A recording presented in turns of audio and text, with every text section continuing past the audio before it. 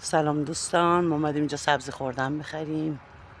یه گوشه ای از محل آجیم سبزی کاریه. این درخت توته.